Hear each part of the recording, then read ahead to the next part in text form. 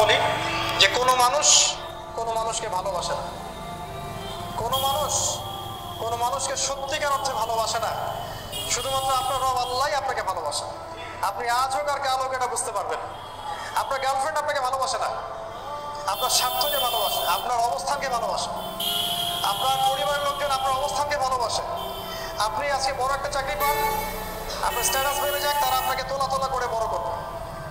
ওই আপনি এমন একটা কাজ করেন, আপনি সুদের চাকরিটা ছেড়ে দিয়ে আসেন, ৮০,০০০ টাকা বেতন পেতেন, চাকরিটা ছেড়ে দিয়ে আসেন, রিজাইন দিয়ে আসেন, দেখেন আপনাকে কি বলে।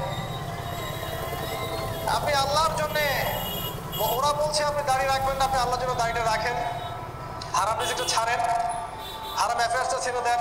আপনার বড় ব্যবসা আছে কিন্তু হারাম, আপনি ছেড়ে দিয়ে পরিবার বর্গের কাছে আসেন, বলেন যে আমি আল্লাহর জন্য হারাম ব্যবসা ছেড়ে দিচ্ছি, দেখেন আপনাকে ভালোবাসে কিনা। মানুষকে ভালোবাসে না, অনলি আল্লাহ আমাদের রব আমাদেরকে ভালোবাসে। তো আল্লাহর জন্য সব ছাড়ার মানসিকতাটা থাকতে হবে।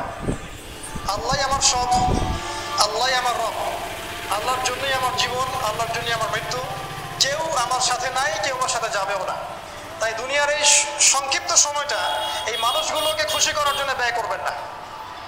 আল্লাহকে খুশি করতে চান, আল্লাহর কাছে ফেয়ার থাকেন, আল্লাহ আপনাকে সম্মানিত করে দেবেন ইনশাআল্লাহ।